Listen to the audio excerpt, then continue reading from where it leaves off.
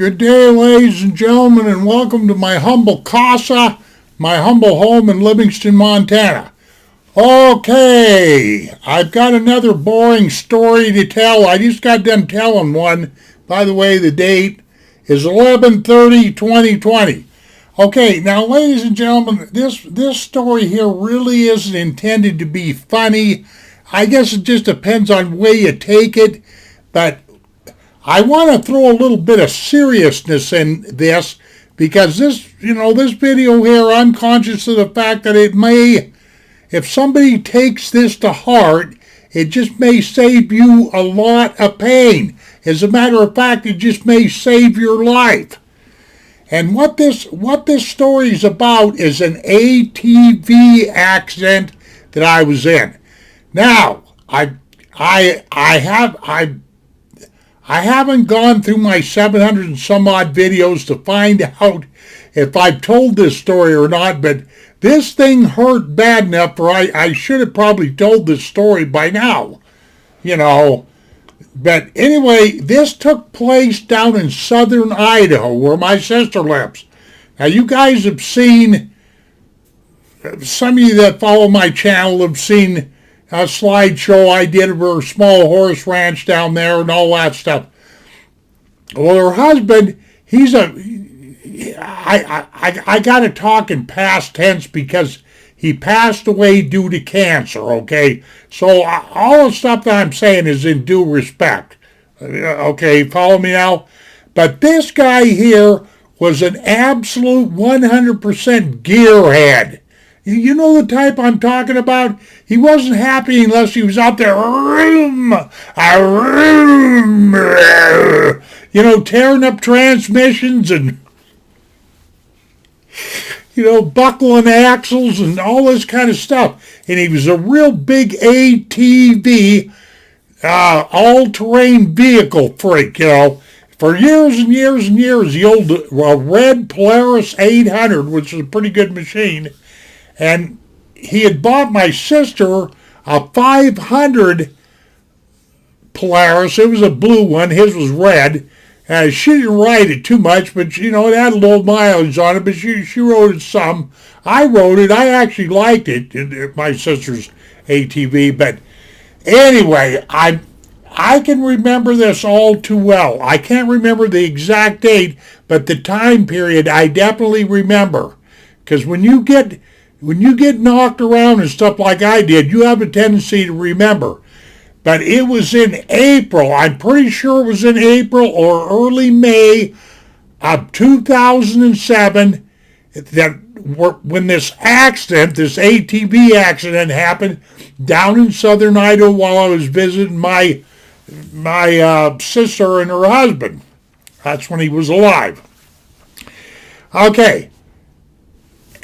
At the time, my wife's mother lived down there, and my wife was overstaying with her, and I was out there staying with my sister. It was one of them deals, And anyway, my sister's husband started in on me early in the morning, His name is Steven, Started in on me. Come on, Jim, let's go ATVing. Come on, man up, buck up, because, I give him that, because I ain't into these.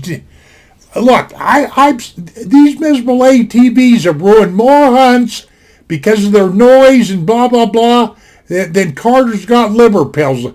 I can see ATVs are great for getting animals out of the woods and stuff like that, but to hunt off of ATVs, I can't buy it. And there's a lot of places here in Montana, they won't let you hunt off of ATVs. They won't even let you go certain places on certain FS, United States Forest Service land, BLM and stuff like that. There's certain places I know for a fact they won't let you go.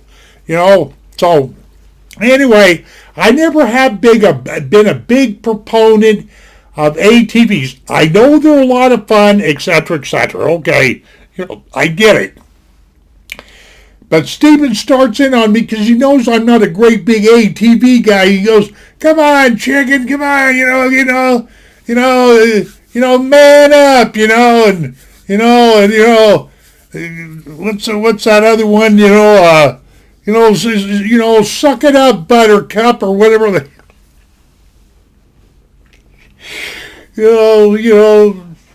All that crap, and somebody's trying to con you into doing something that in the pit of your gut you don't want to do. You folks know what I'm talking about? You've been in that situation? Sure you have. Sure you have. You've got that one individual in your life that's always trying to get you into a great big bowl, a great big pile of shit.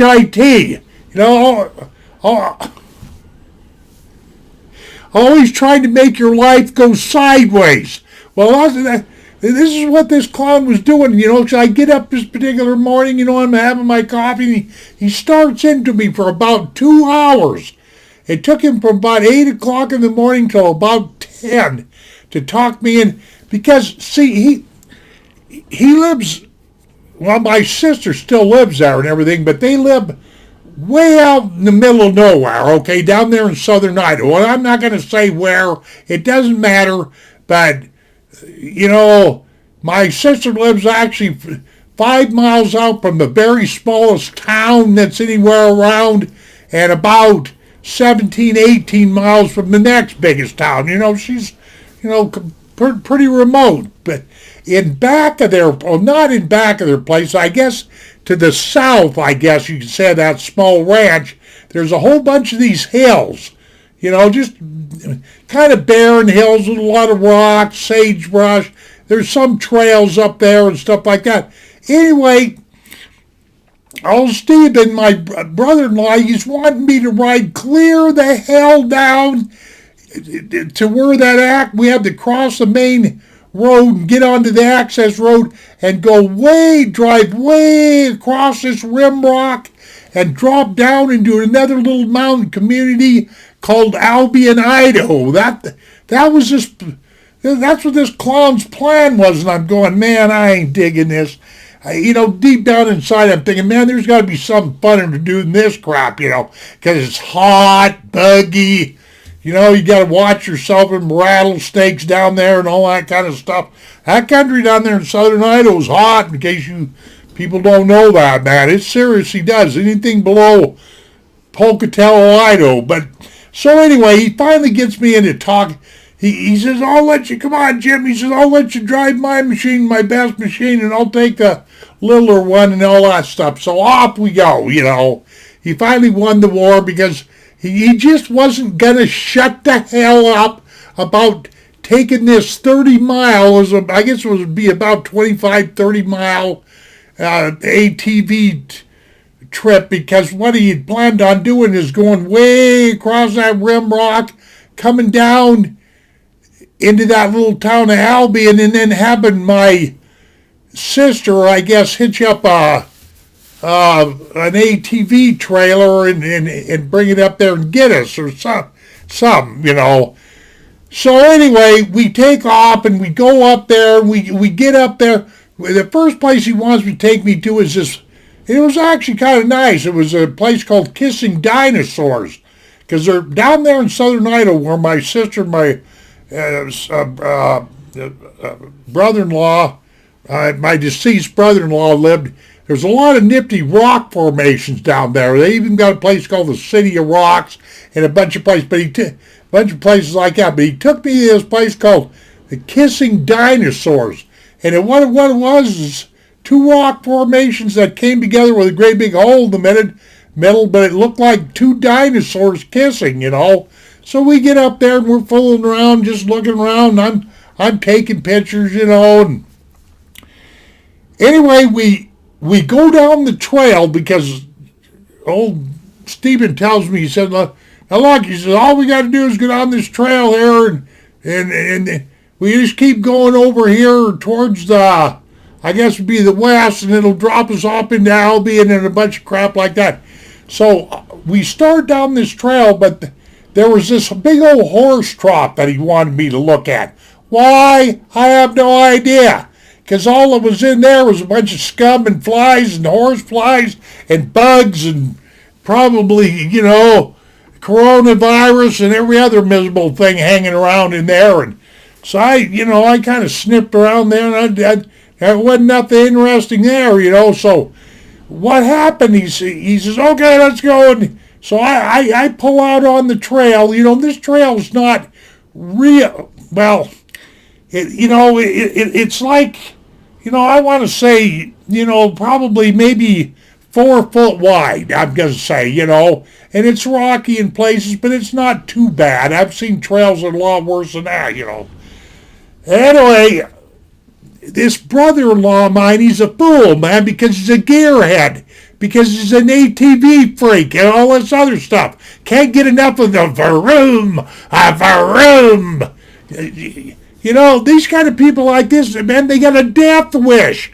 That's where I started to come out and say at the beginning of this is if you go out and buy an ATV, for Christ's sake, get used to the dumb thing before you start becoming evil Knievel, because you're going to die if you don't listen to me. But anyway, this brother-in-law of mine starts darting in and out of the sagebrush, He starts playing chicken with me, like, here I am, now I'm gone. Here I am, now I'm gone. He's doing all that crap. And of course, it doesn't make my day. It doesn't make me happy.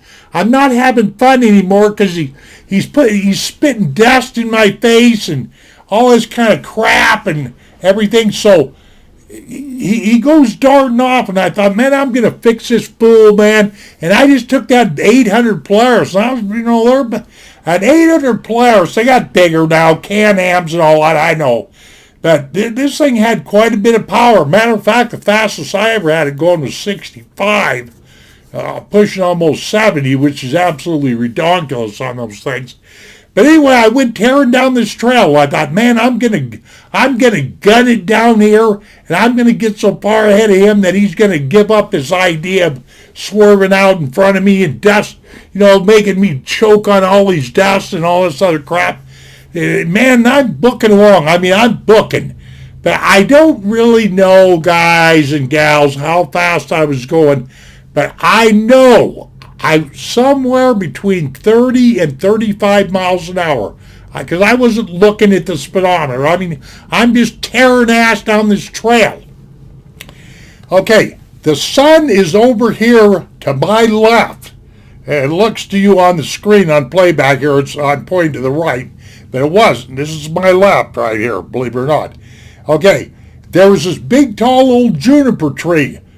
And what it was is the sun was right behind that juniper tree, and it was casting a shadow right across the trail. And what it was is the base of that juniper tree, there was a root sticking up about this high, about a good 6 inches. Big old fatty juniper root that went just like this, right across the trail. And I didn't see it because the sun was casting a shadow right over that root. You follow me? And here I am, Evil Knievel, it.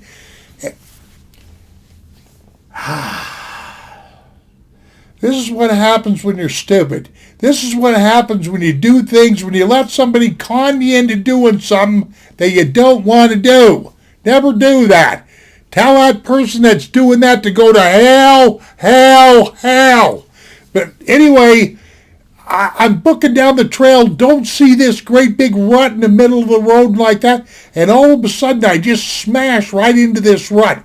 And it's high enough where it takes, pretend like this is the front of here's my YouTube man rock that somebody gave me, but pretend like this is the front of the ATV. Okay, I'm booking along like this, and I hit this rut, and one of the tires grabbed really hard, whichever one it was, but it was enough to throw me like this. Of course, everything that you guys are looking at is backwards, but it threw the ATV completely sideways like this, and it started tumbling. And here I am. I ain't got no time to do nothing. I'd have better luck trying to stay on a buck and bronc than this thing, It flipped sideways and Stephen, of course, he was in back of me and everything, and he, later on he was laughing at me because all he could see was legs in the air and dust and all that kind of stuff. But that side, that ATV flipped sideways and rolled like this. In other words, what I'm basically saying is that ATV rolled over the top of me, but it was just high enough in the air that it cleared most of my body.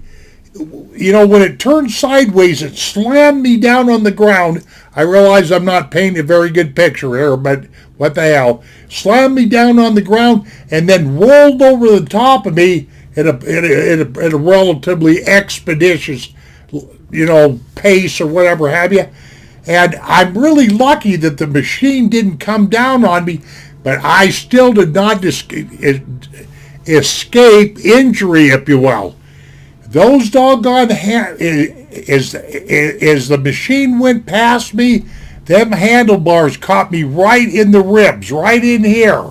I know to this day that I cracked 2 or 3 ribs for sure, man. I know that for a fact. But I mean, I never hit the ground so hard in all my life.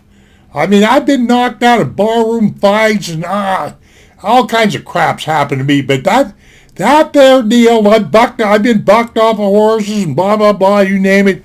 But that little deal right there, man, that really rattled my peanut, Yeah, I mean, I slammed that dirt pretty doggone hard, And so, old Stephen, he comes running up there real quick. All right there, Jim, but he ran down the hill just a little bit and grabbed his red ATV, the one I just got bucked off of, and jerked it upright and shut it off. And I know doggone well if that handlebar scraped my ribs and everything, it was bent. But he was a pretty big, tough old guy, and he just grabbed them handlebars and kind of straightened them out, And then I went and crawled up underneath a tree, because the old sun was glaring down and everything, and I was in no mood, I mean, I had dust in my mouth, my nose, up my nose, in my ears, down my shorts, everywhere. Dust, sand, everywhere. And all that stuff. I had a cell phone on. That was back in the days when I had one of them stupid little cheap Android phones, and it busted in all the crap. And, oh, man. Basically, I had road rash from about up in here, clear down to almost my ankle on my right side. Road rash, man, where I smashed the earth.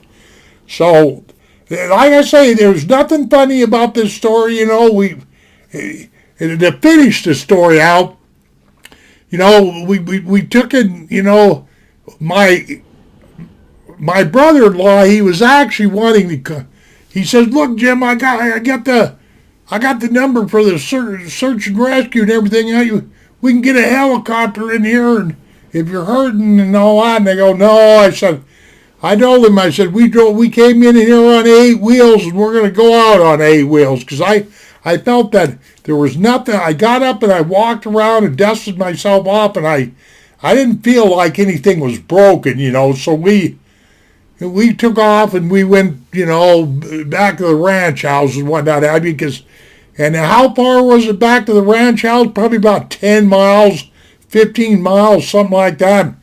And it hurt every inch of the way. Every inch. Well, when we get back to the ranch house, my sister sees what kind of a wreck her older brother's in, so she immediately ordered me into the bathtub and gave me a bunch of medicines and stuff like that. But so the moral of this story is there's nothing funny, but I'm just going to tell you guys, a word to the wise with ATVs. Get used to them and stop getting the idea in the head that you're some kind of evil Knievel, because you're going to get hurt.